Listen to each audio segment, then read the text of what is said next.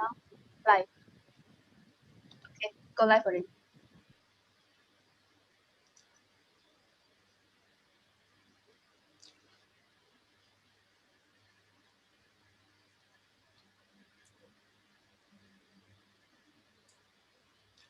Hello. All right. To those of you willing to spend a little time to attend this guest interview, I welcome you to Oaks Profile. So today I was joined by a very special selfless partner, Winston. So Winston, how are you recently? Good, good. Very busy, but busy is good. Yeah, busy is really Thank good. you very much, Zach, for having me today.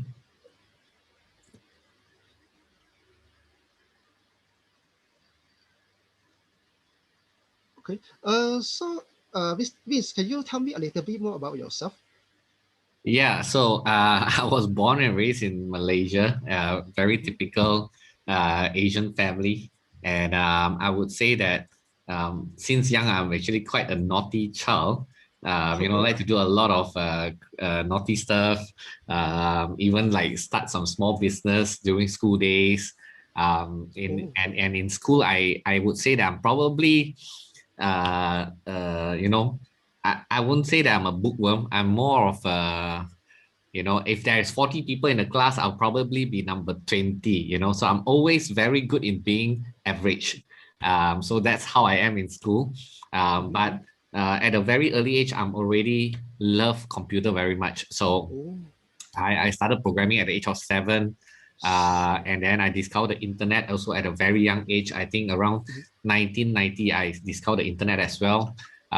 So I have very early exposure into all this internet stuff, computer stuff. And so that's how I've always been, So I never look back since then. I love the internet very much. I love computer very much.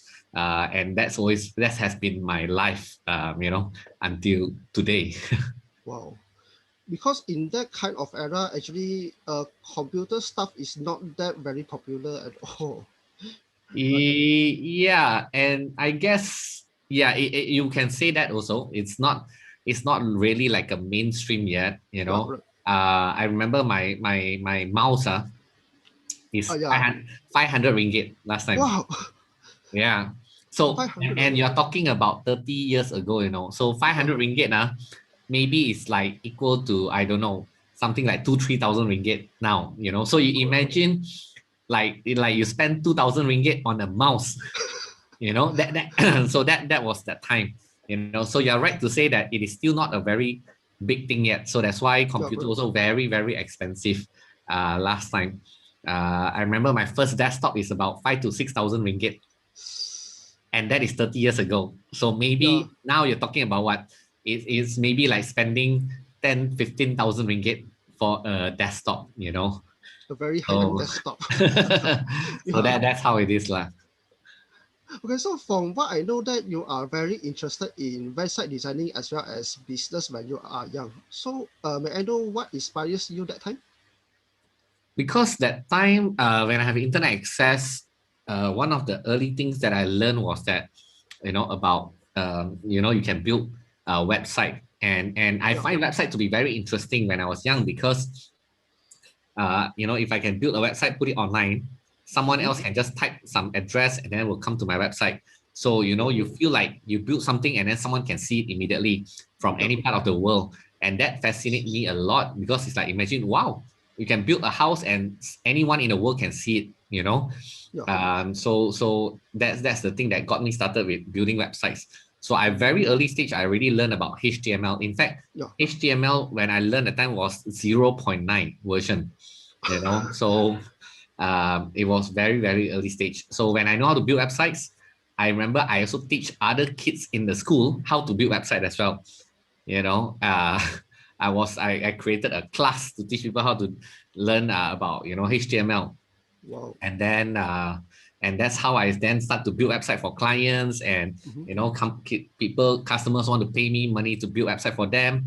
So that's my very early exploration into turning my passion into some kind of income lah. Income. Mhm. Yeah. Wow. So when you are teaching the HTML class, do you maybe take some fees or something like that? Yes, when I was doing that, I remember my first class in HTML was when I was around 16 or 17 years old. I can't remember. Mhm.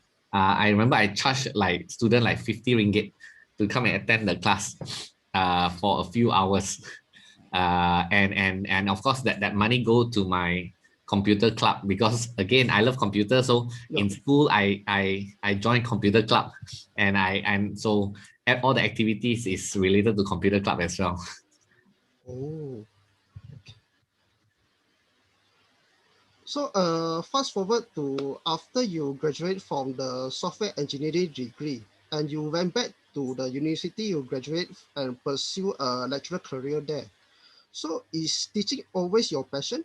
And how do you feel about being an educator yourself? um well, I didn't, I mean, like, it was not really something that I think about when I was young. I mean, like, I didn't decide that I want to be a teacher when I was young, Mhm. to be honest with you. The thing that I was when I was young, I remember the first thing when people ask me what I want to be, I say I want to be a singer. After 12 years old, I realized that being a singer cannot very hard to make money. So then after that, when people ask me what I want to be, and in secondary school, I say I want to be a millionaire. So that was my answer. So I never, my answer wasn't like I want to be a teacher. But the reason why I took up the lecturing job was it's a more of a strategic decision, Oh, because being a lecturer, I know that I lecturing is not like full day one, right? uh-huh. So I know that I have a certain flexibility of time to do what I Mm, want to do. So that was the real reason behind why I took up the lecturing job, actually, because I oh, wanted to have time to explore other things as well. So being uh-huh. a lecturer while explore other things, I was able to learn different things and run my own business at the same time. Mhm. My boss, back then in the university, I also told her, that I have outside business as well, so which she was okay for me to do. So I was Oh, juggling business and lecturing, and at the same time, because I lecture about web design in the I see. university as well, so I Mm. get all the web design job from outside. I outsource to my students. So so it was a perfect match. I really like can kill multiple birds with one stone. So that's but moving forward, I think that also made me fall in love with teaching, to be honest with you. I realized that teaching was something that I really enjoy, Mhm. after being a lecturer, and then after that became public speaker. So all these different things, I in fact I went back to my university. I said, if there's a chance to lecture, I would love to lecture again. And Oh, it doesn't matter if you pay me or not. So mhm. I after that only I realized that I actually quite enjoy teaching. Yeah, because I really think that if you teach someone out there your Mhm. knowledge and skill, it can really help people out there. So yeah, so it started accident, but I realized that I do love lecturing and educating after that. Oh, so you kind of found your passion in your way when you are trying to build a career, right? Yes, yes. Yeah. So I just curious that how do you come up with the title Selfless Partner? Well, I guess that one is more of like progress, like people say entrepreneur. Mm, So I just came up with this selfless partner. The idea, the thought behind that was because I think as we grow, right, uh-huh. and as a person and all that, and as we achieve things in life, or stuff like that. So I realized that the more selfless we are, that means Mm-hmm. I mean, the opposite of selfless is being selfish, lah, right? I mean, Mm-hmm. the more selfless we are, that means the more that we thought of giving to the world or helping people out there, as much as we can. I find that that really adds a lot of meaning to your journey as a person. I So see. it's just like being an educator to a certain extent is actually quite selfless, because Mm-hmm. if you think about it, you are teaching someone else out there your skills and your knowledge, Yeah, correct. and whether if they succeed, good for the other person. Mm-hmm. How does that benefit you? There isn't exactly a direct benefit to you. It's more about that you feel a sense of maybe a little bit of achievement and proud that your students succeeded, or people that you teach have succeeded. And if they don't succeed, they might blame you for it. If they succeed, they might not thank you for it. So I find that, I feel that, sometimes as I progress, I realize that, I feel that I wanted to progress towards trying to serve, the community through I education. see. So that's how I came up with this words, selflesspreneur.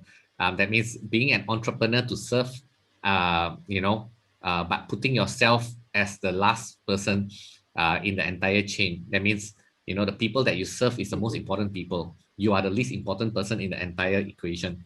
That's how I came up with that term lah. Oh, that's very interesting. So there's a point in your life where you actually crash the Google servers and lose all your business, right? So even down to being banned by Google themselves. So I mean, who in Malaysia ever breaks the Google server, especially that time? So can you share with us how do you feel about that in that time? And can you share with us what kind of tremendous stunt you pulled that time? Uh, that one was because, again, I'm a very curious person. So I Mhm. I discovered that you can make money by building website, putting content up, and then getting traffic come in.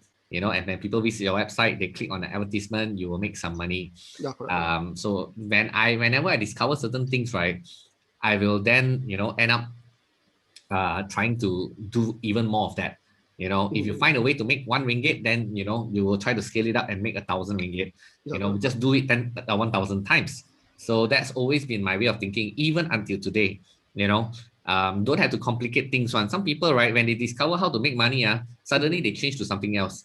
For me, if I discover a way to make money, I will do the same thing 1,000 times again and again until it doesn't make money anymore. So same goes for the website as well. So when I discover about that, so I start to think about how can I build more of this kind of website to make even more money, and then I discover about how to create some software to automate it and things like that. Oh, So that's how I end up at one point in time generated over 5 billion pages of 5 million pages. content, and make money from all the advertising. Uh, Hmm. but again, Google, obviously they will be, ahead of you at certain point in time. So they will track you down, and then they will, ban you from all this search engine. Yeah, correct, correct. So it's a matter of time, right? Because you are doing something to try to game the system. Because Mhm. my content all is just it it's all rubbish content. Okay. There's no way you can generate 5 billion pages of good content on the internet automatically, but nowadays different lah. Nowadays Yeah, correct, AI is correct. quite powerful. They Yeah, correct. can create content that looks so real. But last time it's not so advanced yet. So the content is all rubbish. So Google will sure find out one day and then ban you. So yeah, so that's what happened actually. I think I did that for about 3 years actually before 3 years. eventually that happened, and then I stopped doing all these things anymore. But that was not the only stunt that I've done. There's a lot of other interesting things that happened in my life. Mhm. I was even involved with things like, having playing it with online casinos. You know, Uh-huh. I remember having a software that can track people that lose the most money in online casino. So when this Wow. person come online to play, every one of us will go to the same table and suck out every single cent from this person, because I don't know why this person lose money, but we just know that this person lose a lot of money. So you always want to play with people that lose a lot of money, because either they are not good in playing or they got too much money, don't know what to do. you know so Yeah. yeah, I did a lot of crazy stuff, like, I can tell you, you name it, I probably involved in all kinds of crazy make money fast, kind of things. Mhm. But because yeah, still that time you're young and not mature, so we try all kinds of nonsense. But I feel that that is also the reason that got me to where I am today as well, because I see. I have a very curious mind. I always want to know, I always want to test, and I like to push the limit of everything that I do, you see. Because if you don't push the limit, how you know that is the maximum, right? So Yeah, I'm correct. the type that like to test, dare to fail, and dare to experiment. So I find that that is the thing that cultivated since young lah. I see. So not only you are very good in web designing, and you also know programming as well. That's Yes. very impressive. So It mhm. it is something that inspired by my brother lah, because he's also a programmer. So I also took the same course as well. I see. So I think the most noticeable event where like your motto go all in is you and your two of your friends gather 5,000 US dollar to go to the World Internet Mega Summit in 2007, right? So in order to gather that huge sum of money, three of you come up with a project called Send Us to US. Correct. Can you tell us more about what is this project is about? So actually, me and two of my friends, Melvin and Gobala, we went to this Singapore to attend this seminar called the World Internet Summit. So the reason why we go there also because there's one particular speaker from Oh, US. He's one of the top marketer back then. Went to Singapore to that event. So I thought we go there because I want to learn from this guy as well. So we go there, we listen to him to speak. Then after that, he presented a very good offer, for his workshop and things like that. So we decided to sign up for it. It was around, I still remember, almost like 15 or 16,000 ringgit package. It's not cheap, but I signed up. And then eventually two of my friends that follow me also sign up. At first they say they want to sign up, but I think peer pressure quite powerful lah. So end up all three of us sign up for the same thing. And then after sign up already, what happened? We spent 16,000 already. Are we gonna sit down there and do nothing? Of course not, right? So once your ass is on fire, then you have to do something about it. So then we and the package comes with a ticket to our mentor's workshop in the US. I think maybe like 3-4 months later. So we thought, hey, can we learn something from our Sifu and try to implement what he teach and try to make some money so that we can go US and see our teacher. So that was the reason we came up with this project, because we want to make money to go US and see our teacher, So we learned everything we can from our Sifu. We came up with a project together. I remember our first meeting was in a Starbucks coffee. We, at 11 o'clock at night or something like that. So we came up with a project, think about what product to sell. And then after that, we launched to the market.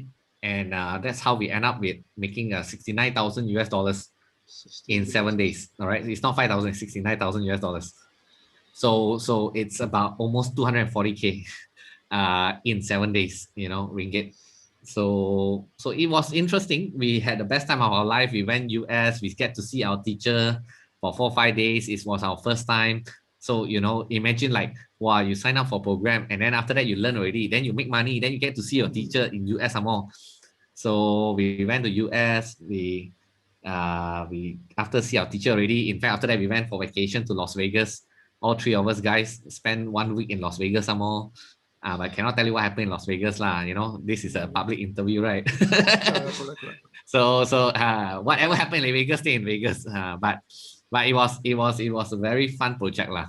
And it's a proof that when we implement what we learn, and work hard for it, we can definitely achieve certain results. I see. So after the 2007 World Internet Mega Summit and you're meeting your mentor, am I allowed to say his name?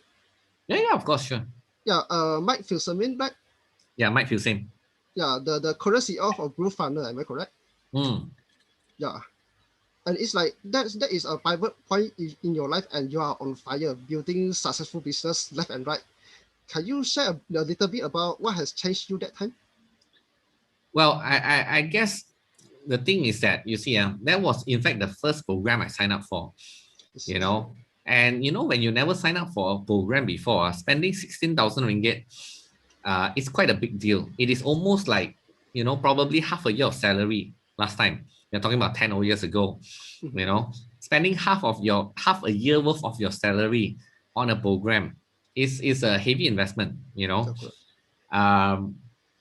but I guess, when you invest so much into something, definitely you have to end up doing something about it. Of course, there are people that invest a lot and then give up, also possible as well, but I guess, I had a certain mindset that, made me think differently and make me think that, I want to do something about it. I want to implement what I learned and, to get something. So So I think with the right mindset since young, and plus, with the knowledge that was being taught. So I think when these two things meet together, with the right mindset, with the right knowledge come together, that's where, a lot of amazing things that can happen. And that's how I ended up, doing the Centers to US project. And in fact, after the Centers to US project, we end up, I did continuously do more product launch as well. So I didn't stop. What I learned from my seafood, I continue to implement again and again and again and again. From 69,000 US dollars to 250,000 US dollars to 330,000 US dollars in 7 days. So I didn't stop. I continued to grow. And that knowledge has been with me until today as well. In fact, the product launch knowledge until today, I still tell people about how good product launch is, and how they should do their product launch. Even like my student that I train now, like Oxwhite selling the white shirt, it's also using product launch as well.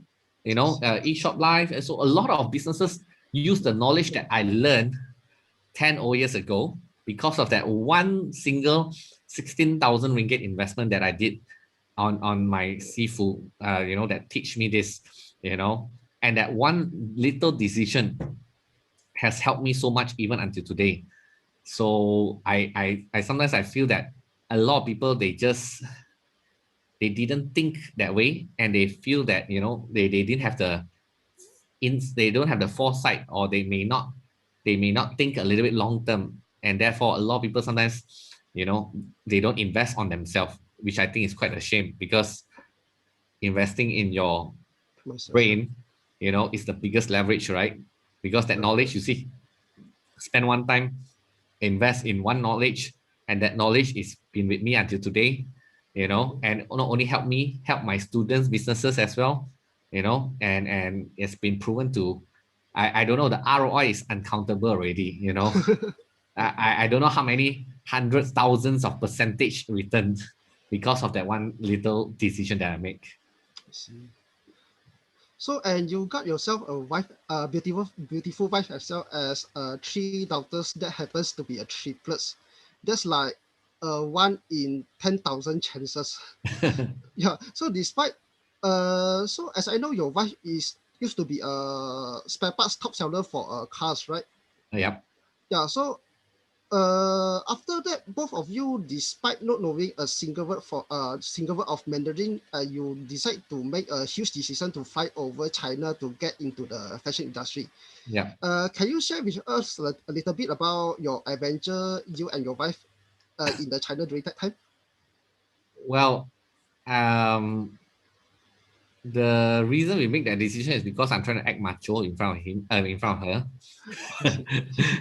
But anyway, it's actually more about supporting her interest, because her actual interest is in fashion. The car spare part is just something that happened to organically happen at a certain point in time, but it wasn't exactly something that she's passionate about. So that's where I said, hey, why don't let's go China and just get started with it. Let's try, and source for some product and see what happens. So that's how we just, I think, fly to China.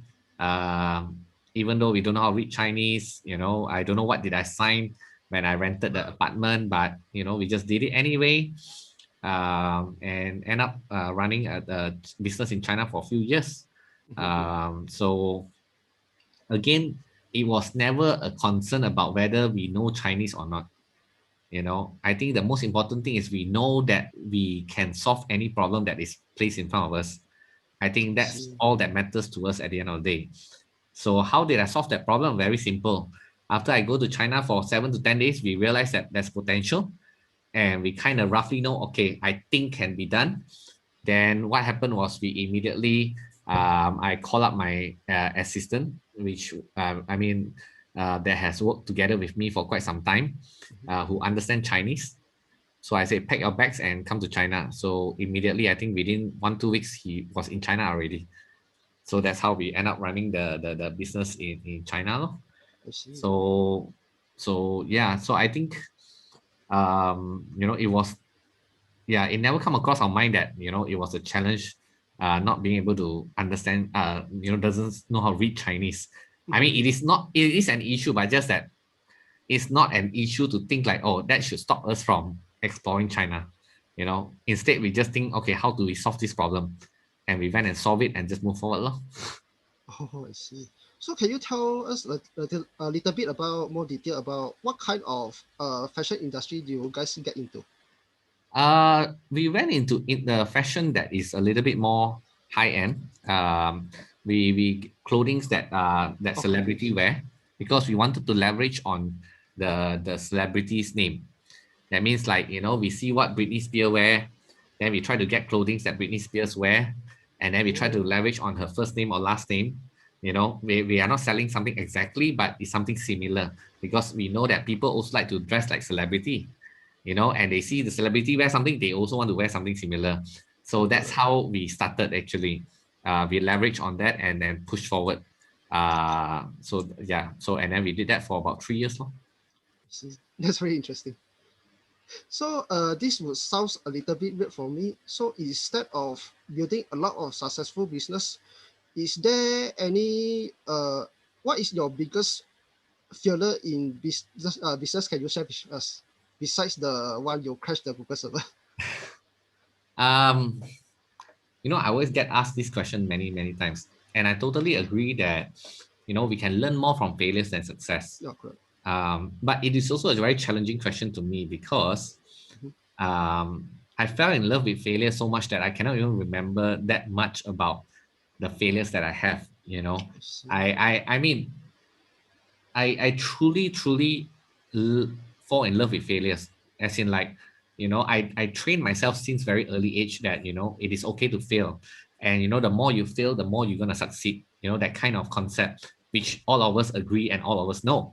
But I really, really live by that every single day, to the point that, I say that I even tell my team, if you don't fail, that means you didn't meet the KPI, and if you don't make mistake, I'm going to fire you from the company.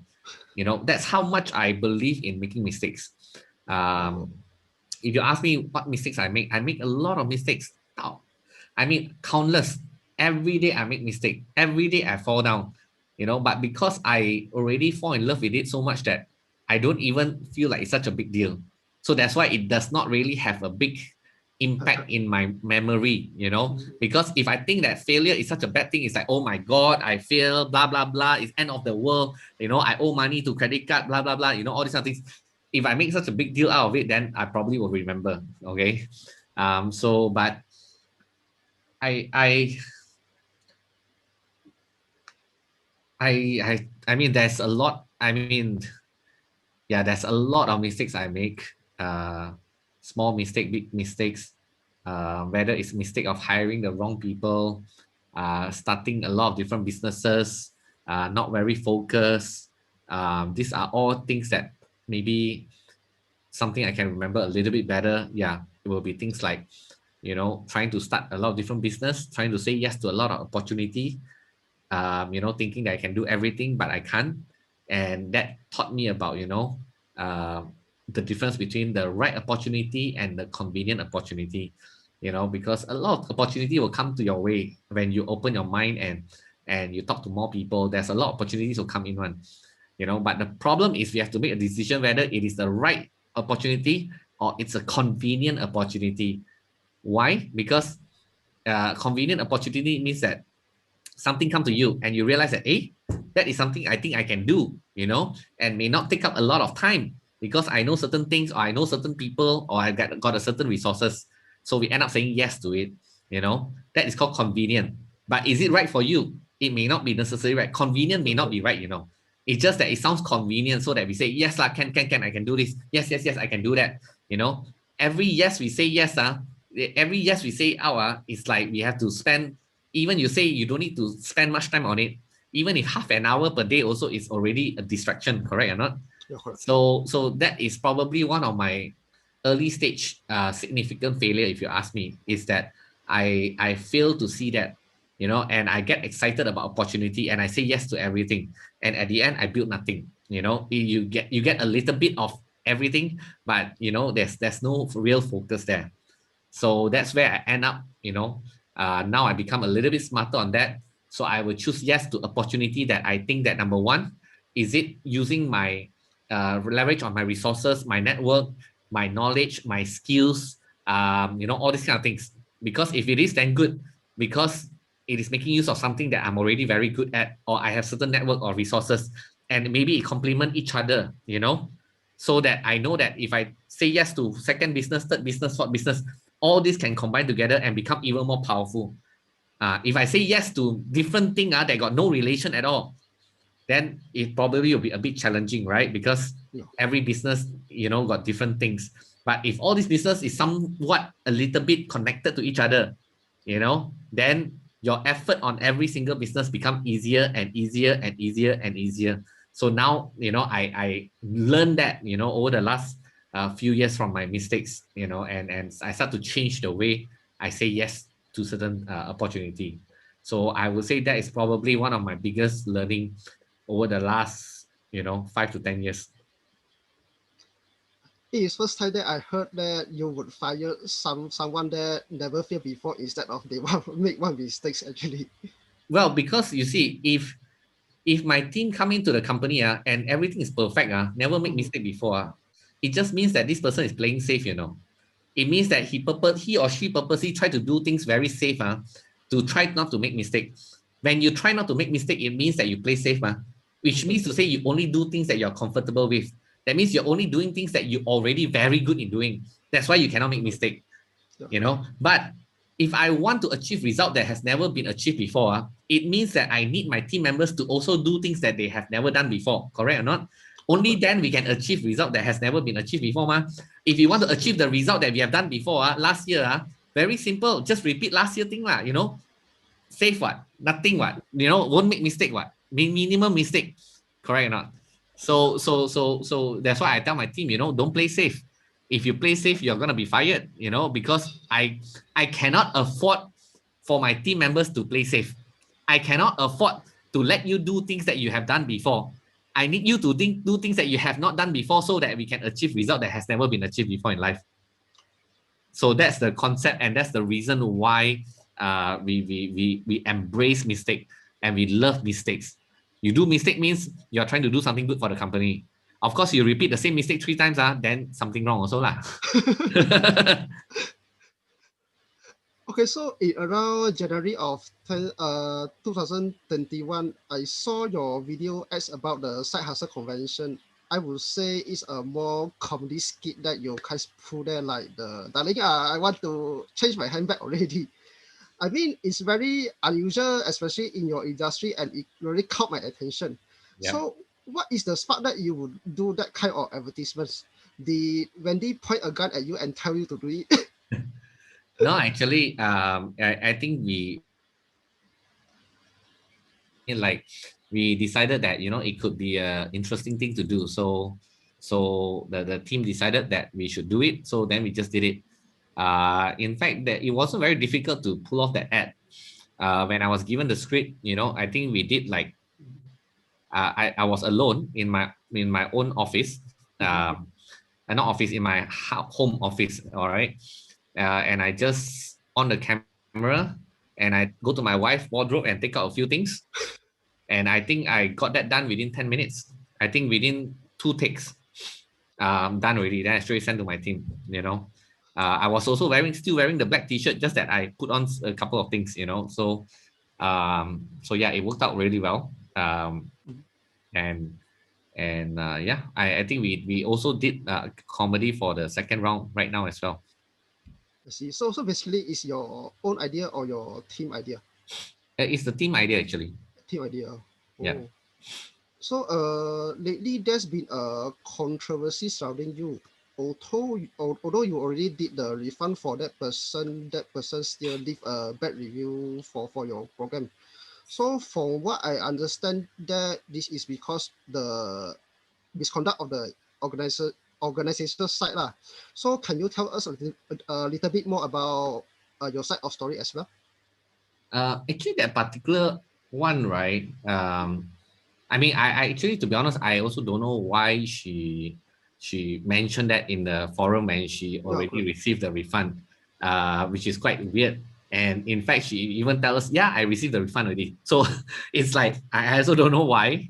But having said that, because in our industry we have organizers that organize for us the event, and then the organizers are the one that handles all this admin stuff, finance stuff. So sometimes, like it or not, we might end up with certain organizers that they may not be very responsive, or they might be a bit slow. So then we as a speaker get blamed for it. I also cannot say that it is entirely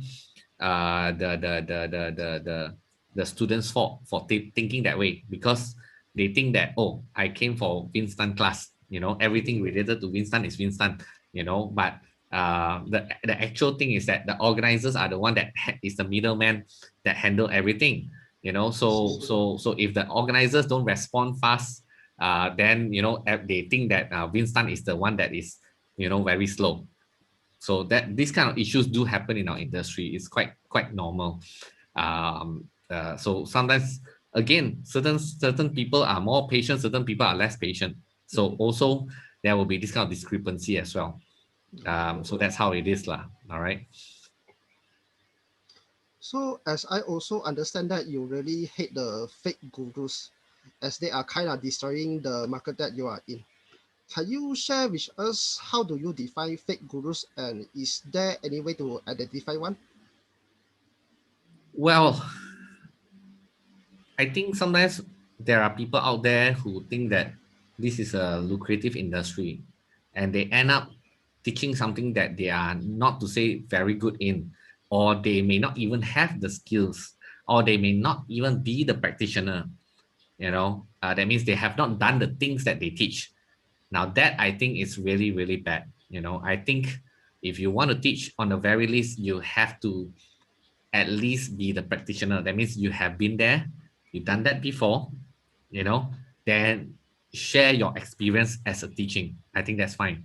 But if you teach something that you claim that you know, but you actually don't know, or you have not done before, now that's the part that I find that is very challenging for students out there. So the unfortunate part is that there's many of these kind of cases out there. But I think at the same time, there is also the other side of the story where, people go and join this kind of seminar or workshops.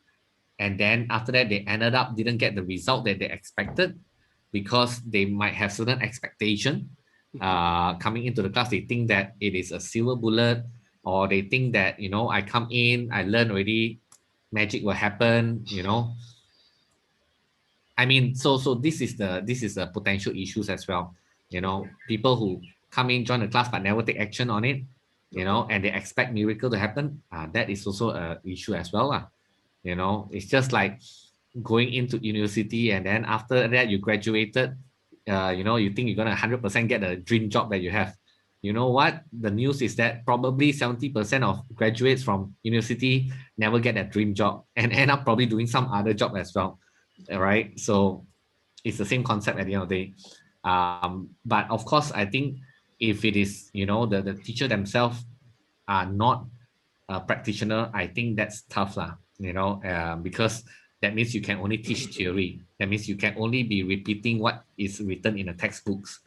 Again, whether is that considered fake guru, I mean, if you say that I have no experience, I'm only teaching you what I know in theory, okay, that's fine. But if you tell the market that you have achieved this, you have achieved that, but you have never achieved before or never done it before, that is pretty much false advertising lah. So this market has quite a fair bit of this kind of issues out there. It's quite hard to avoid, but at the same time, I think there's so many industry also got this kind of issue as well. So is there a way to clearly see detect these kind of things? To be honest with you, I find that personally that is very challenging as well. I myself have signed up for many programs, and at the same time also, probably half of the things that I signed up for, I either didn't use it, or I didn't implement it, or I did, but then it didn't work out. Also, it's possible as well. But I took it in a positive light, in the sense that every experience is always a data point. to help you to be better in the next next day or next hour or next week, so I never think that anything of this sort, even a good or bad experience, is never go to waste one. It will come back to you in different ways that you may not realize as well. See. So for the side hustle convention webinar, how many times do you do it already? I think 2 times, right? You mean the pitching convention? I've done it once. the pitching one. Oh, the preview one. Okay, the intro one. For this second time, we have done 2 rounds already. 2 rounds. We will probably do another 1 or 2 time introduction to bring more people on board. Yeah. So I actually signed out for a Go account at the end of December 2020 session. And I go to the 16 January 2021 session just for the price. And I saw a lot of people spamming message just wishing to get the price. Correct. Does that situation seems out of control to you? And what do you think of that webinar? Are you satisfied with that result? Well, I would say that it was expected outcome. It wasn't anything out of unusual, because at the end of the day, people do love rewards, right? I think you and I know that even you and me also love to win some prizes as well. So I think it's quite normal. I think it's also very usual it's very common to incentivize people to take certain action by incentivizing them at certain prizes and things like that as well. So it's not very unusual for us. I think it's within our expectation as well that this happened.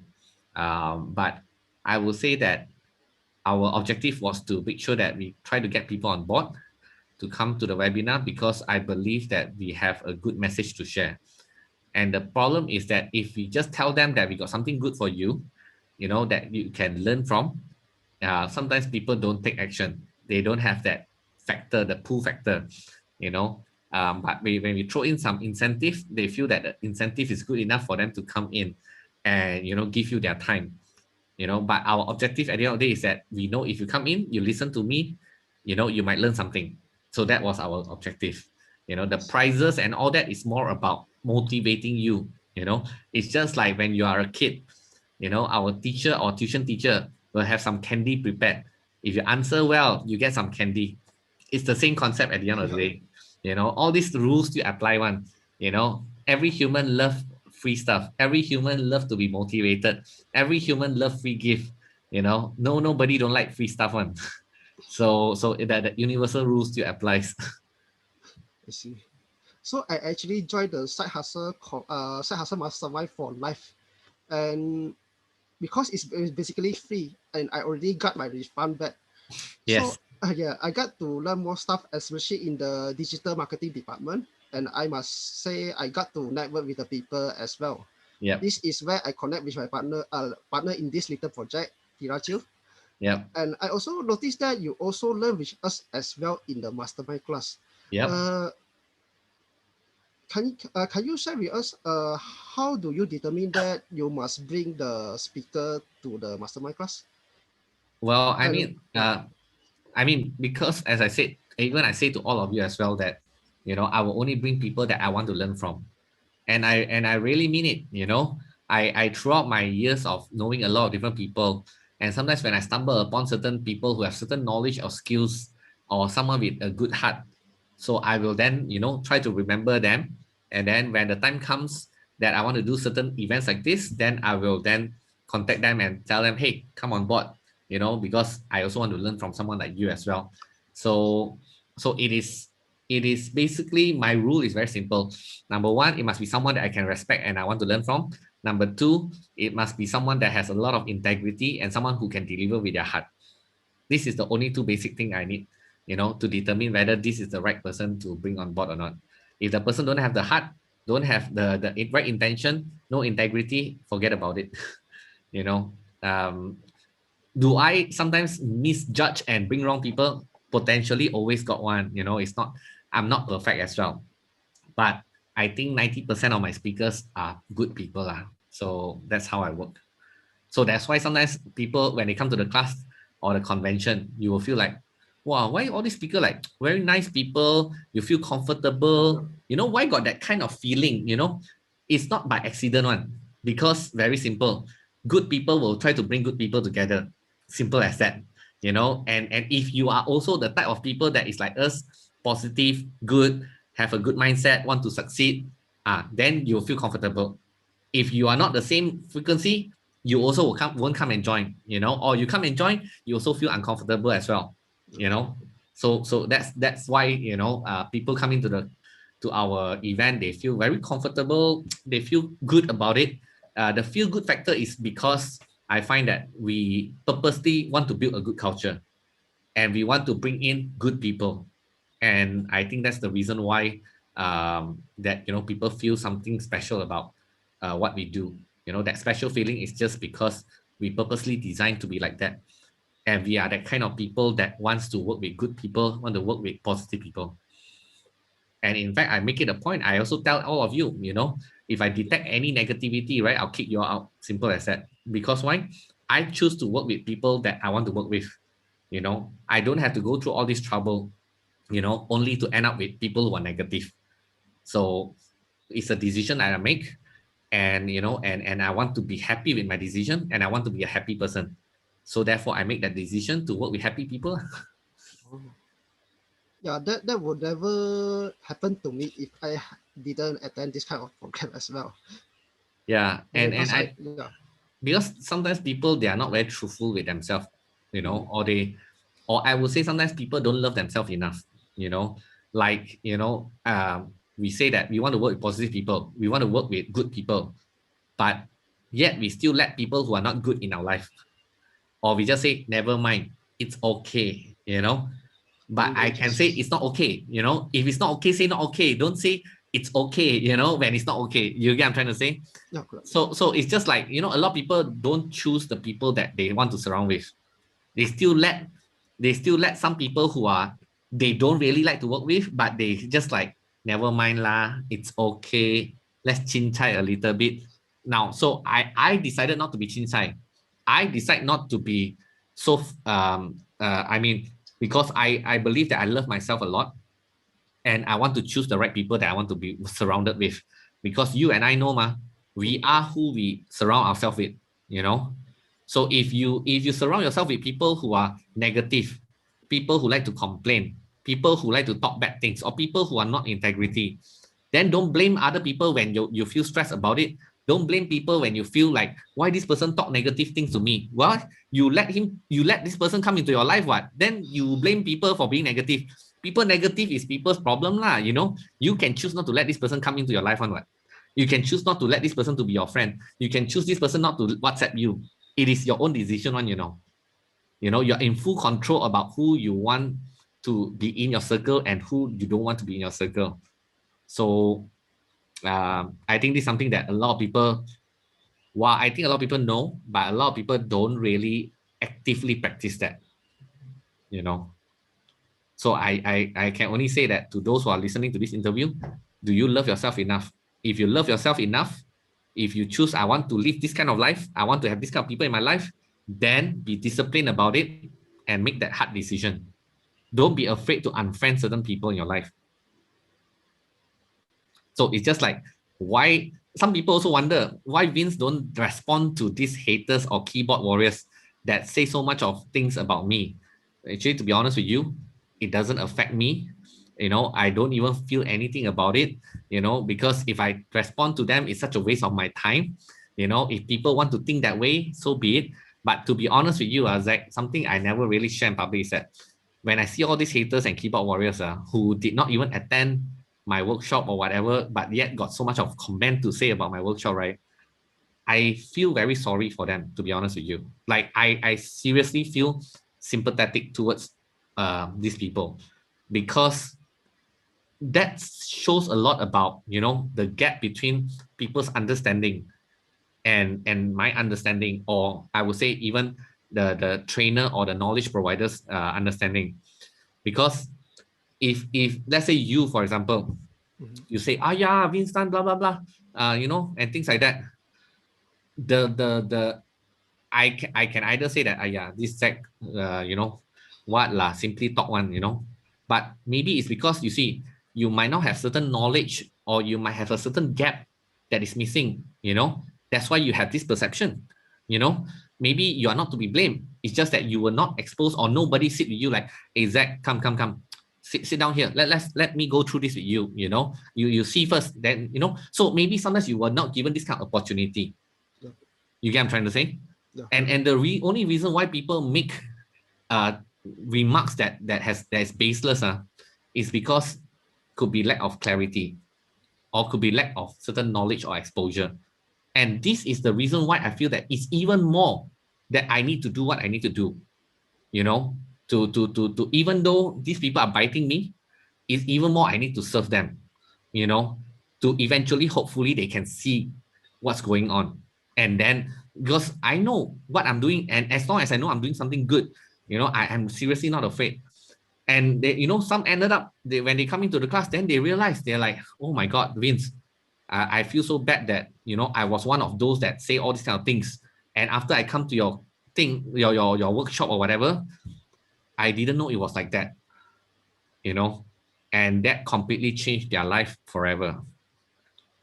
So, so if you ask me, I feel, to be honest, I just feel bad that, you know, there are still these kind of gaps in the market, you know, and if only they have given themselves an opportunity to open up themselves and just, you know, um, jump in and, you know, have a look at it, you know. Unfortunately, sometimes they jump into the wrong thing. I mean, like, you know, maybe there are certain teachers that are really not sincere or not good, or teach something that doesn't work, and they have bad experience, you know. So these things also is an issue, you know. I it's hard for me to solve that, you know. So I can only try my best to convince as many people to come on board, and then these people learn already, they go out and tell other people about it. So hopefully that positivity continue to roll, you know. It's just like you guys came in, you yourself know how good the experience is, you know. And when you see someone, a lot of students see when people say bad thing about me, they feel like I feel so bad for you, Vince, because I went through it. I know you're the real deal. I was impacted by it, you know. I feel so angry. Actually, I tell all my students, I say, no need to feel angry, don't need to respond also, you know. I told them, don't waste time also, you know. We can just continue to move forward and do what we think is the right thing, you know. And hopefully eventually one day they can see it, you know. That's my take on it. Yeah. So, what is the next big thing that we can expect for you in the near future? If I tell you, I have to kill you lah. No, I mean, No, I mean we actually, I mean, there's a few things that I'm working on right now, but I am working on something to really try to help more people to be very effective marketer, because a lot of people know that online marketing very important, but unfortunately not many people know how to execute it, or can afford to execute it, or can even get the right people to do it for them. So we are working on certain software tools to hopefully help more people to become a better marketer, you know. So that's one thing that I'm trying to work on. If I can help people to become a better marketer, then, you know, everyone will have a better business, you know. And that to me is one of the big impact that I'm trying to help, you know. It's very simple. If I can help you to become a better marketer without needing to hire Vince Tan, you know, and you can grow your business by 50% without needing to hire people like me, you know, you can do it by yourself. That'll be good, right? So that's, in a very nutshell, that's what we're trying to do. Maybe by bringing some software, some AI, we can help you to become a better marketer without needing to hire someone like Winston to help you to do it, you know. Because to hire someone like me, obviously there's a lot of challenges, right? From whether it's from financial perspective, even you can hire does not mean I have the time to, you know. So the digital marketing has become very complicated. So I hope to make it simplify enough, you know, using certain technology to help you to achieve a decent result, you know, a better result, just by using some software and automation. So that's one thing that over the next 10 years, I'm going to be investing my time doing that. Oh. So it's going to be a big project. It's not going to be a short-term thing. It's going to be quite a long-term thing. Am I safe now, or I will be expecting some hitman to kill me or something like that? No lah. But anyway, I think sometime this year we will review some of our work. So you should see something coming out soon. Yeah, I will be expecting that. Yeah. So, is there anyone that you can recommend to join in interview like this? Yeah, I guess, I mean, like, you can let me know, who are the people that you would love to interview. I'll be happy to connect you to them. Not a problem at all. I see. So it looks like we still have like 5 minutes, around 5 minutes later time. So do you mind answering some of our audience question? Yes, yes, of course, no problem. Okay, so here Williams Chong says that he do make mistake. He asked that is that possible to join your team? Sorry again. William Chong says that he do make mistakes. Okay. Then is it possible that he can join your team? Well, I mean, anyone can anytime just drop an email to us, at contact@worldmasterclass.com. If you think that there's a way for you to contribute to the organization, please feel free to drop us an email, and let us know what you think you would love to contribute to the vision that we have, to my organization and things like that.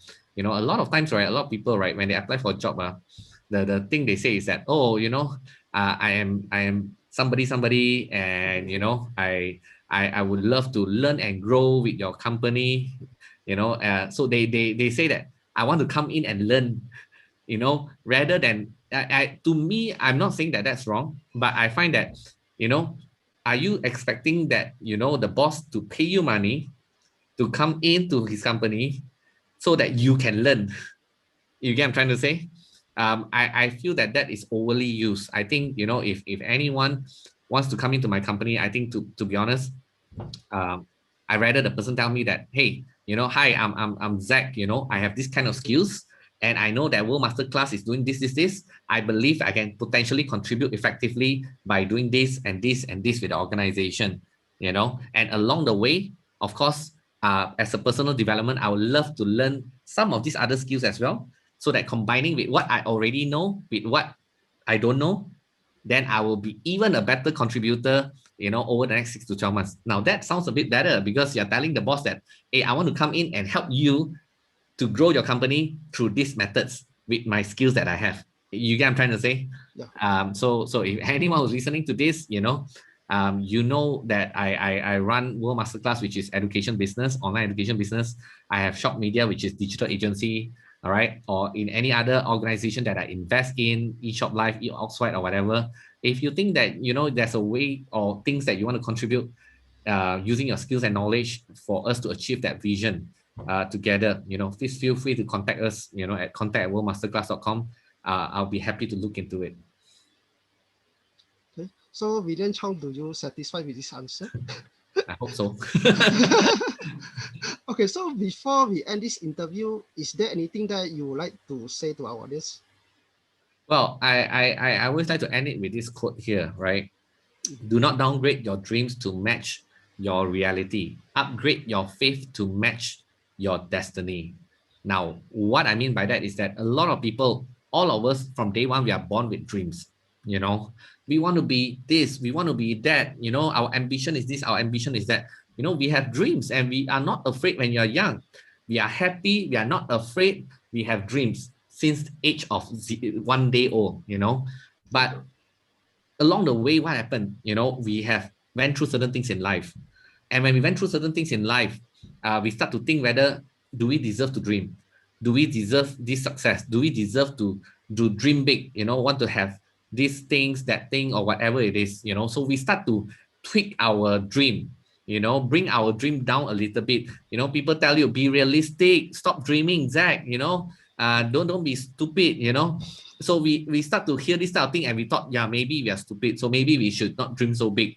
Maybe we don't deserve to dream big. Maybe our country, do not have a good government, so that's why we cannot be dreaming big. Maybe my family is not rich, so I should not be dreaming big.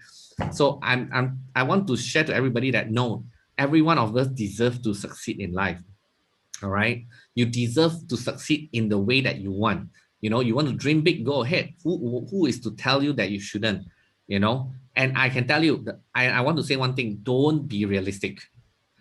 Everybody say be realistic. I think that is an excuse, all right, to live a mediocre life. That is just an excuse that you give to yourself, just because your certain data points or certain experience in your life did not support you to dream yet. yet, I'm not saying it will not happen. So don't be realistic, be unrealistic. All right.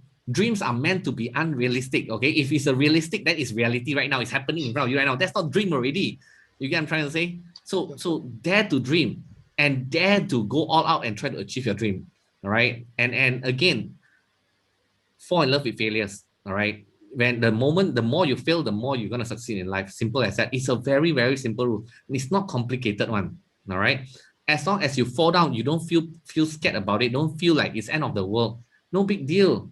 All right. The person that bankruptcy 3 times become the president of the United States. So what's the problem? Some people say that, wow, credit card bill, owe money and blah blah blah, end of the world. Hello, Donald Trump. Come on. You can laugh at him lah. You can talk about whatever you want about him. The point is that he was the president of the United States. Full stop. Okay. Anyone that can sit in that place obviously is somebody. All right. So don't downgrade your dream to match your current reality. Your surrounding make you feel that you should not dream, but no, don't. Upgrade your faith, your personal belief system. Okay. Upgrade yourself, your internal faith. All right, to match what you meant to do in your life. All right, and that is what I want to end this with. Thank you very much. Thank you very much, Miss. I did not expected you would share such much value, very very much value with us. And thank you for the audience who stay with us until the end of the interview.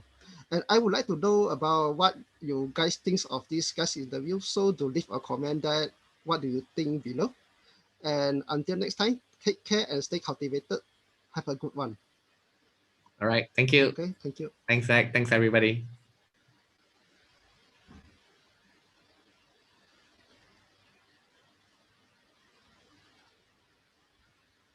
Thank you very much, Miss. No problem. So are we off?